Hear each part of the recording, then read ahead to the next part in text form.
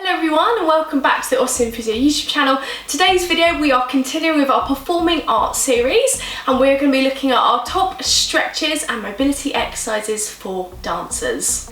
So the main stretching and mobility exercises are designed to target around the ankle and into the feet.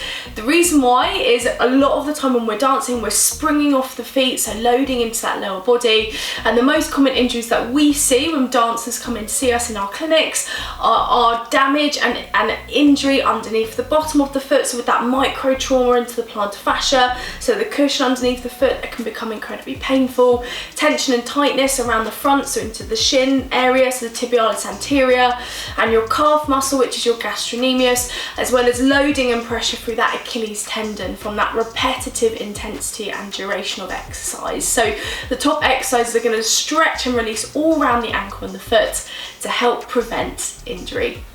So the first exercise we're looking at is stretching into the calf muscle for 30 seconds each side. So here I'm using a tea towel to get a deeper stretch, but you can also do this where you're lifting the foot up and leaning into a step or a wall where you're feeling the stretch down, and this is absolutely fantastic for releasing tightness into the gastrocs, into the calf muscle, but also helping your Achilles tendon as well.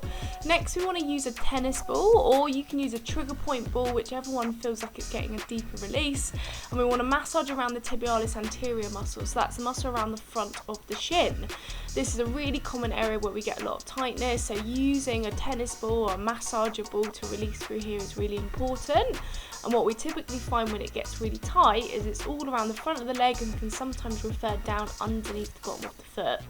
Once we've done that, we then want to trigger point release into the calf muscles. So again, it's very common when we're springing around to get certain points within the muscle that are staying really tight. So what you want to feel for is little nodules, little lumps in the muscle that are quite tender, and you can either lean onto it, where you're going to hold it into that position, and you're taking it to about an 8 out of 10, and then you're going to hold it lovely and still until it relaxes. So I've put 30 seconds, but you want to aim to hold it until that pain subsides and it feels a lot better into the area. Next you want to massage into the plantar fascia. So this is going back to what I was saying in the intro about how it gets really tight underneath the foot. So this is why in your shoes, if you're wearing trainers, you want good supportive arches, or if you're wearing ballet shoes, you know, really important to do this after, where you're massaging under the foot. So I'm doing it seated. If you want it to be even harder, i.e. go deeper into the plantar fascia, you can do it where you're actually standing onto the ball and you're rolling for 30 seconds from the toes all the way back to the heel.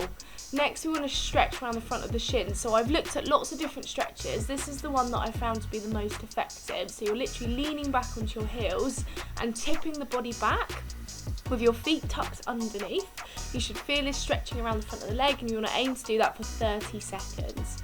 Next we want to move into foam rolling. So again, it's all about adding that release over time. So of course this is going to be deeper than just a stretch or a trigger point release, and you want to do it almost in two parts. I find it easier to split it into two. So looking at the knee attachment now, so halfway up towards the knee, moving it down afterwards towards the Achilles, and then midway up. So it's actually sometimes a lot easier if you struggle to roll the whole thing in one go, to separate it into two parts. You want to aim for 30 seconds, and of course with all of these you want to aim to do it both sides. The last part that I think is really nice as well, once you've stretched and released, is just to get some really nice movement through the ankle. So a lot of the time we get a lot of pressure forming, so circumduction, so circles one way and then the other way through the ankle, maybe pointing and extending through the foot is really good as well. It's just all about getting that movement through and relaxing after you've been dancing, which is when I would add this in.